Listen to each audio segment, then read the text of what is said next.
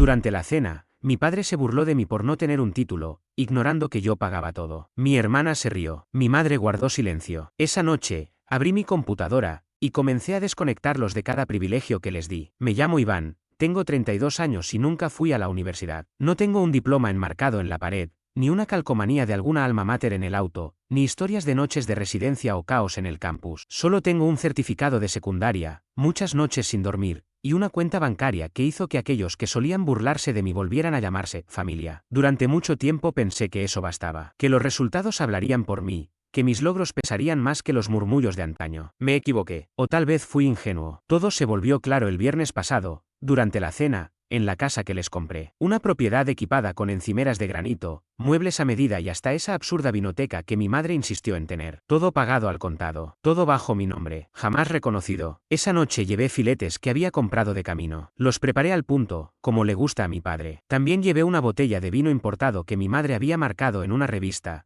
pero que curiosamente olvidó comprar. No tenía planeado quedarme mucho, solo lo suficiente para hacer acto de presencia, mantener la calma, revisar unas reparaciones que estaban postergando y asegurarme de que el termostato no estuviera otra vez al nivel de un concierto. Al principio, la cena fue lo habitual, tensión silenciosa. Estaba también mi hermana Daniela, 29 años, con 2 títulos universitarios, sin empleo, y más arrogante que nunca. Pasó la mayor parte del tiempo deslizando el dedo por su teléfono, mientras mamá hablaba de lo difícil que está todo últimamente y papá se quejaba de lo caro que está el supermercado, como si no recibiera la mitad de sus provisiones gracias a mí cada semana. Y entonces ocurrió, estábamos a mitad del postre, una tarta comprada en la tienda, porque mamá dijo que no tenía tiempo de hornear. Papá bajó el tenedor con brusquedad y lo apuntó hacia mí. Sí, él paga las cuentas aquí, pero no olvidemos que sigue siendo el tonto sin estudios, soltó, con un tono justo lo bastante alto como para marcar el golpe. Me tomó un par de segundos asimilarlo. El aire pareció detenerse. Daniela rió entre dientes. Mamá ni siquiera reaccionó. Bebió su vino como si estuviera viendo una repetición. Yo me quedé mirando el trozo de tarta que ya no tenía ganas de comer. No dije nada. No en ese momento. Dejé que el silencio se asentara mientras mi cabeza zumbaba como un panal enfurecido. Todas las noches en vela, las jornadas interminables, los cursos de programación que hice solo, los años en los que dormí en sofás mientras les mandaba dinero a ellos para pagar el suyo,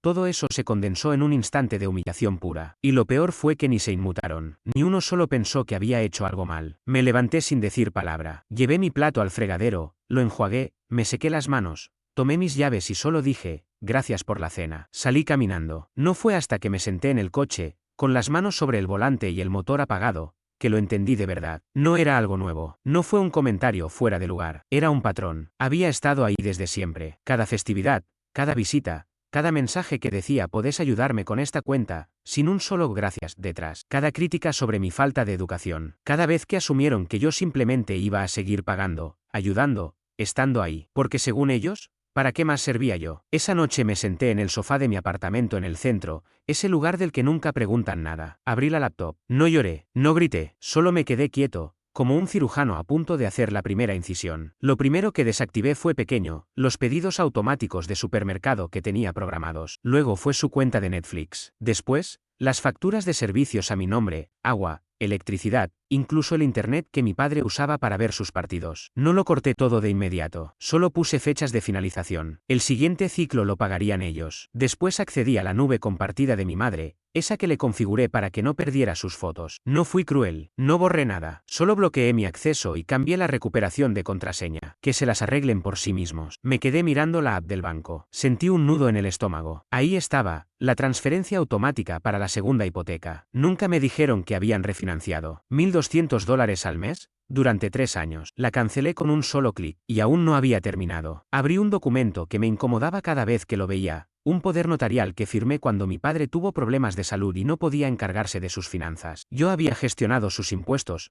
préstamos e inversiones sin pedir nunca reconocimiento. Ahora estaba retirando mi nombre de todo. Empecé a redactar una carta de revocación formal. Iba a hacerlo oficial. Mientras avanzaba, no sentí rabia, ni tristeza. Lo que apareció fue alivio, como si cada clic eliminara una piedra que cargaba sin saberlo. Pero lo hacía sin prisas, sin dramatismo, sin discursos. Solo me retiraba, en silencio, con precisión, como la marea antes de una tormenta. Sabía que no lo notarían de inmediato. Ese era el punto. Estaban tan acostumbrados a que todo funcionara sin esfuerzo, que no se darían cuenta hasta que empezaran a formarse las grietas, cuando se cortara el agua a mitad de una ducha, cuando se cayera el internet en medio del partido, cuando el banco dejara un mensaje imposible de ignorar. A la mañana siguiente, Daniela me escribió: «Podrías haberte reído del chiste de papá, al menos». ¿Un chiste? No respondí. Solo abrí el último archivo, el que ni sabían que existía. Revisé los números y comencé a redactar un mensaje. No era para ellos, era para Claudia, mi abogada, la misma que me ayudó a fundar mi empresa cuando solo era un freelance con una laptop reacondicionada y una idea. Claudia es inteligente, del tipo que no se inmuta cuando le dicen: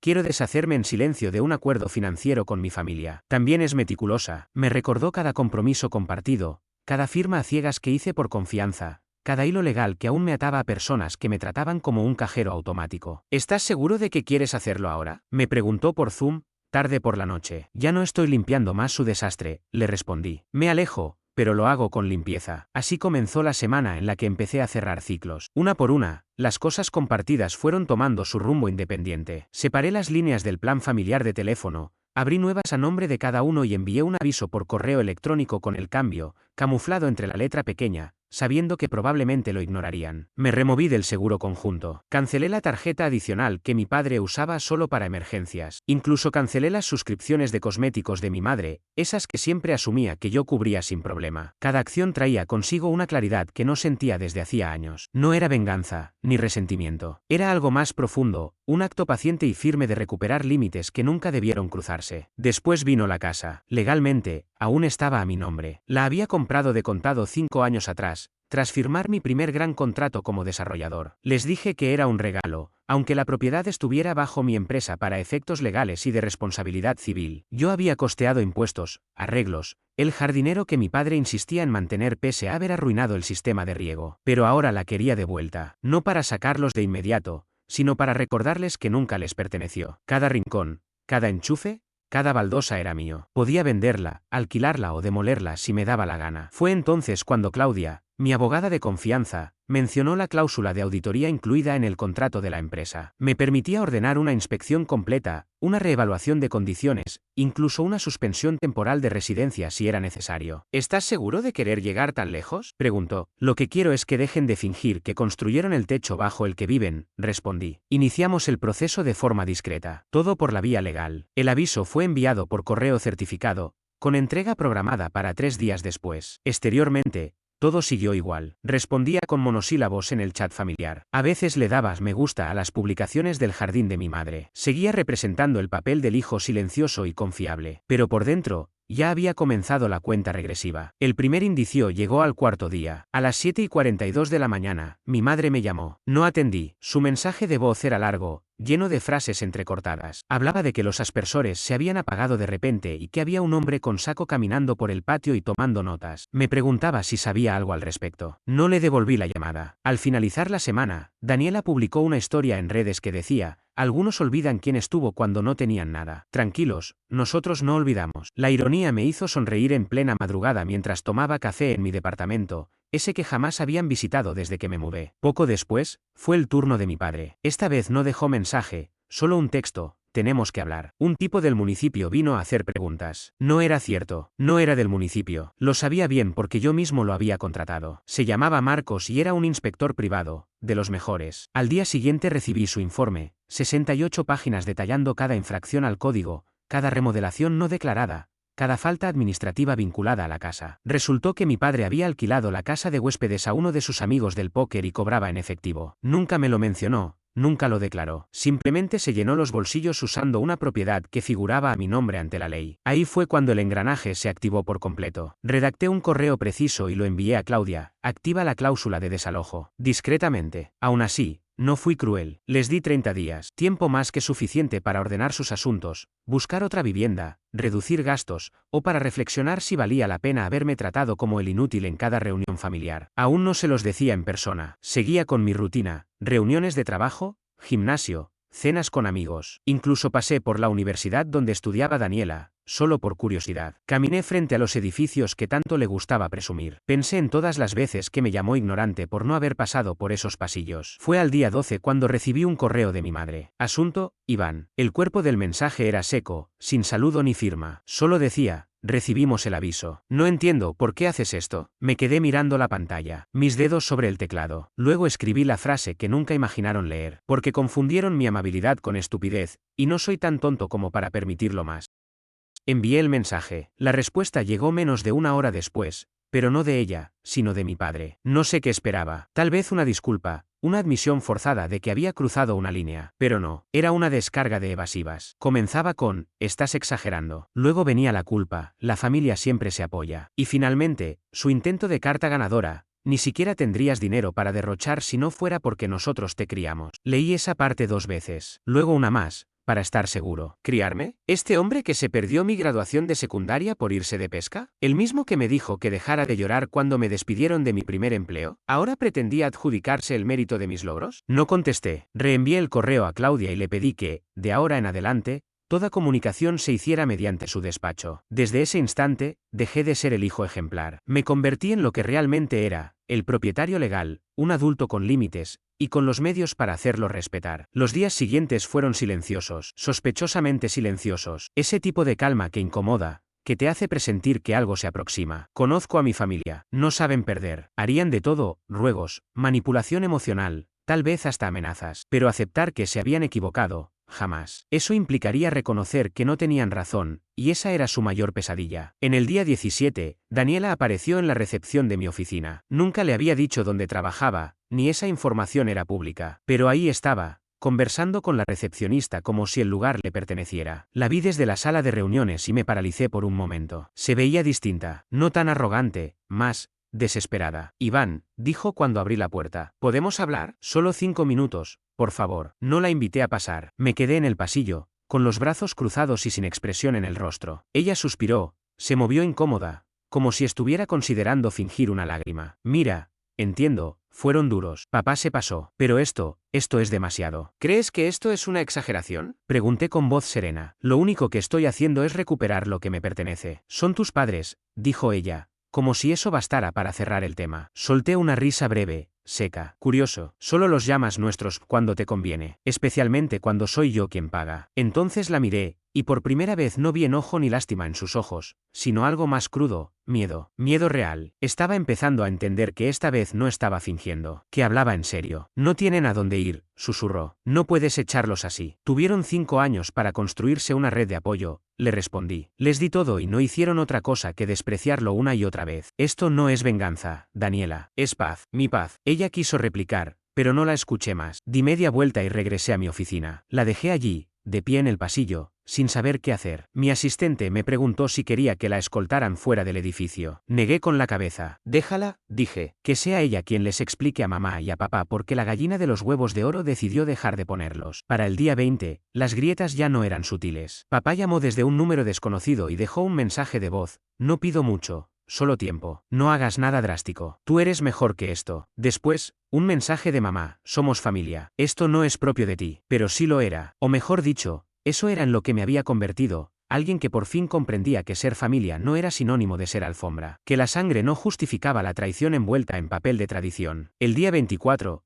Claudia me llamó. Han presentado una queja, dijo. Alegan angustia emocional. Están tratando de frenar el desalojo, pero no va a prosperar. Está todo documentado. Llevamos años preparando esto, Iván. Asentí despacio, aunque ella no podía verme. Que se retuerzan, respondí. Que experimenten lo que es vivir con la incertidumbre de no saber cuándo te van a quitar el suelo bajo los pies. Quizás sonaba cruel, pero no tanto como lo había sido pasar años siendo invisible, útil solo cuando necesitaban dinero, favores o un salvavidas de última hora. El día 28 conduje hasta la casa, solo una vez, por curiosidad. El césped estaba descuidado, las luces apagadas. Un cartel de "Se alquila" torcido sobresalía en el jardín. Probablemente pensaban que eso les daría tiempo. Pero con el informe de auditoría circulando, nadie iba a morder el anzuelo. Bajé la ventanilla y me quedé en silencio. Sentí el peso de todo cayendo sobre mí de golpe. Esa era la casa que les había dado. El lugar que, ingenuamente, pensé que nos uniría. Pero nunca se trató de la casa, ni del dinero, ni de mi falta de título universitario. Se trataba de respeto, y ellos lo habían perdido hace mucho. Estaba por arrancar el coche cuando sonó mi teléfono. Un mensaje nuevo de Daniela. Tal vez deberías venir. Algo pasó, algo grave. Leí el mensaje 2 veces. La palabra hogar me provocó una mueca amarga. Ese lugar dejó de ser mi hogar en el instante en que dejaron claro que para ellos yo no era más que un cajero automático con currículum vacío. Aún así, no podía ignorarlo. No porque me importara lo que Daniela tuviera que decir,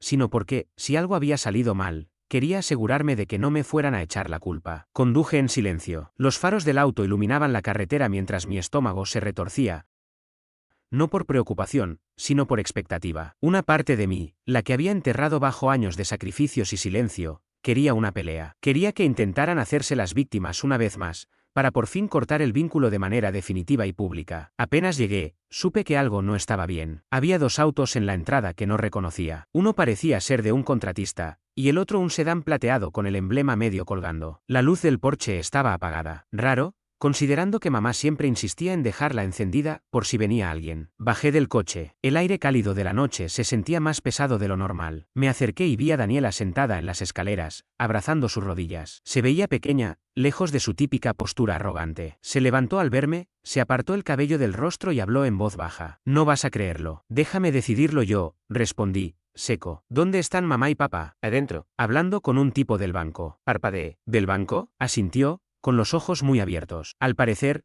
papá intentó sacar otro préstamo usando la casa como garantía, justo antes de que llegara la notificación de desalojo. Dijo que era un problema de papeles, que pensaba reformar la casa de invitados y venderla rápido. Sentí algo frío recorrerme la espalda. Pero la casa no es suya. Yo soy el propietario. Su nombre no figura en el título. Exacto, exhaló con fuerza. El banco se dio cuenta antes de liberar los fondos. Pero ahora hay una alerta de fraude sobre la propiedad. Van a mandar a alguien para evaluar qué hacer. Es posible que haya cometido fraude hipotecario, Iván. Me quedé en silencio. No porque no quisiera responder, sino porque mi mente ya estaba 10 pasos adelante. Responsabilidad legal, documentación, demandas, control de daños. ¿Dónde está ahora?, pregunté. Adentro otra vez, gritando. Pasé junto a ella y abrí la puerta sin tocar. La escena dentro era un caos emocional. Papeles esparcidos sobre la mesa del comedor, cajones abiertos, tazas a medio tomar en la cocina. Papá estaba en medio de todo, con el rostro rojo, agitando los brazos mientras discutía con un hombre de chaqueta azul marino que sostenía una carpeta y un portapapeles. No lo entienden, gritaba papá. Todo esto es un malentendido. La casa es de mi hijo. Somos familia. No hubo fraude. El hombre no se inmutó. Señor, usted presentó documentos legales asegurando ser el propietario de una vivienda que, según los registros del condado,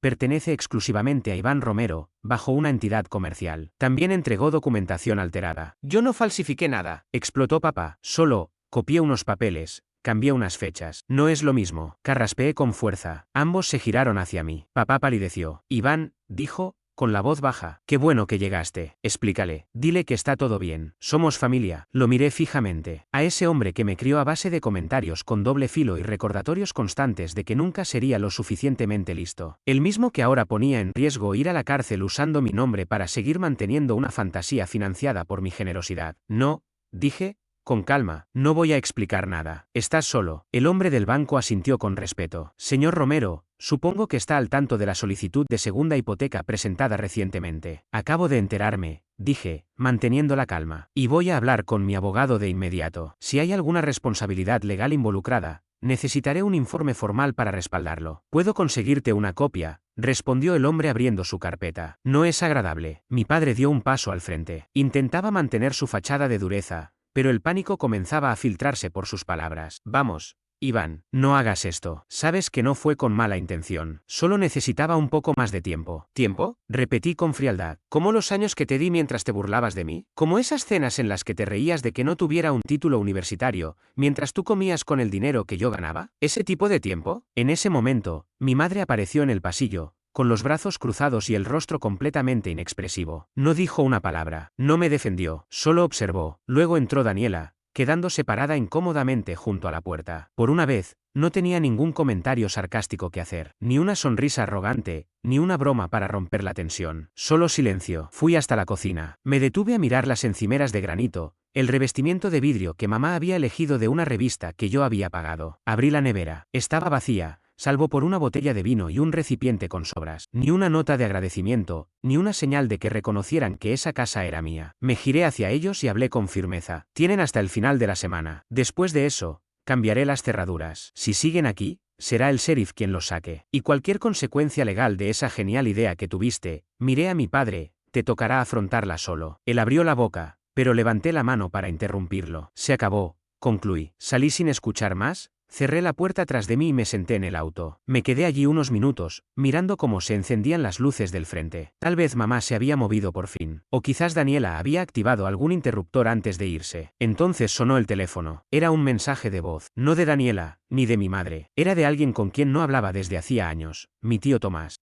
No lo veía desde la última reunión familiar, aquella donde se me acercó mientras yo sostenía un plato de papel junto a la parrilla, y me dijo en voz baja: tú no eres como ellos. Lo sabes, ¿verdad? Tomás, el hermano mayor de mi padre, había sido el Oveja Negra mucho antes de que yo heredara ese título. Mecánico, sin estudios universitarios, 2 veces divorciado, viviendo en un remolque junto al lago. Pero, curiosamente, siempre fue quien más sentido tenía para mí dentro de esa familia. Su mensaje fue directo, áspero, pero reconfortante. Hola, Iván, me contó Daniela lo que está pasando. Mira, sé que te han hecho daño. Te lo advertí hace años, ¿recuerdas? Ellos solo valoran lo que les das, no quién eres. Si necesitas ayuda con todo este lío, o simplemente sentarte en el muelle con una cerveza sin decir nada, tienes tu lugar aquí. Ya no dejes que ellos te definan, que se hundan en lo que construyeron. Me quedé un buen rato mirando el teléfono, incluso después de que el mensaje terminara. No eran las palabras en sí, sino lo que no había en ellas. No había exigencias, ni manipulación, ni culpa, solo comprensión. No sabía cuánto necesitaba eso, hasta que alguien me lo ofreció sin esperar nada a cambio. La última semana fue como una tormenta en avance. Mi padre hizo de todo, me escribió, me llamó, incluso se presentó en mi departamento con una hielera llena de carnes y una sonrisa nerviosa, como si pudiera resolverlo todo cocinando. No le abrí la puerta, no respondí, redirigí todos sus mensajes a Claudia. La actitud de mi madre también cambió. Sus mensajes pasaron de la confusión a la culpa, y después a la desesperación. Nos estás asustando. No eres tú, vamos a perderlo todo. Pero lo irónico era que nunca fue de ellos, siempre fue mío. Ellos solo lo entendieron cuando ya era demasiado tarde. El viernes por la tarde, llegaron los mudanceros que yo había contratado. Profesionales, cuidadosos, respetuosos. No quería que sus cosas se dañaran, solo quería que se fueran. Me quedé en la entrada, observando cómo subían las cajas al camión. Mi padre estaba sentado en el porche, en silencio, con los codos apoyados sobre las rodillas, como alguien que finalmente entiende que perdió todo apostando con fichas que nunca le pertenecieron. Mamá estaba adentro, discutiendo con el encargado de la mudanza sobre qué objetos eran esenciales. Daniela no apareció. Había dejado de responderme desde que le negué $5.000 con el pretexto de solo hasta que resuelva esto. A las 3 de la tarde, la casa estaba vacía, las cerraduras cambiadas. El contrato de gestión ya estaba en manos de una agencia de alquileres que conocía y en la que confiaba. Ya había entrevistado a 3 posibles inquilinos. A una de ellas, madre soltera con una hija pequeña, le dije que sí en cuanto me contó que quería plantar tomates en el jardín. Mientras los camiones se alejaban, mi padre finalmente se puso de pie y caminó hacia mí. Iván, dijo, con la voz quebrada por primera vez en mi vida. ¿Puedo hacerte una sola pregunta? No respondí, solo lo miré. Él dudó. ¿Por qué esperaste tanto para cortarnos? Dejé que el silencio hablara primero. Luego dije, porque creí que podías cambiar, que quizás, si yo daba lo suficiente, algún día me verías como tu hijo. No como un cajero, no como el tonto, solo como yo. Él desvió la mirada. Estabas equivocado, murmuró. Lo sé, respondí, pero ya no más. Subí al coche y me fui. Sin escenas, sin reproches, solo paz. Los meses siguientes fueron los más tranquilos que había vivido. Sin llamadas, sin gritos, sin súplicas disfrazadas de cariño familiar. Los nuevos inquilinos se instalaron. Dejé de revisar el grupo familiar de mensajes. Nadie había escrito allí desde que cambié las cerraduras. Al principio, el silencio fue extraño. Me despertaba esperando el sonido de una notificación, una llamada, algún intento de manipulación disfrazado de reconciliación. Pero no llegaba. Y con los días, ese vacío se transformó en una especie de alivio. Poco a poco, empecé a redescubrir espacios que había olvidado que me pertenecían: el tiempo, el descanso, la tranquilidad. Me dediqué a mi trabajo sin sentirme drenado. Salía a caminar sin mirar el teléfono. Cocinaba para mí, no para impresionar ni complacer a nadie. Volví a escuchar música como cuando era adolescente, no para escapar, sino para habitar el momento. Y un día, sin pensarlo demasiado, decidí hacer algo que siempre había pospuesto. Reservé una cabaña cerca del bosque, lejos de todo. Llegué un viernes por la tarde. Nadie sabía dónde estaba. Apagué el celular y lo guardé en el cajón junto a las llaves del coche. Esa noche, me senté en el porche, con una manta sobre las piernas y una taza de café caliente en las manos. Miré el cielo despejado, las estrellas brillando sin necesidad de ningún permiso, sin justificar su lugar. Y en ese silencio total, sin voces externas, sin cargas heredadas, sin exigencias ajenas, por fin me sentí completo. No por lo que había perdido, sino por lo que, al fin, había recuperado.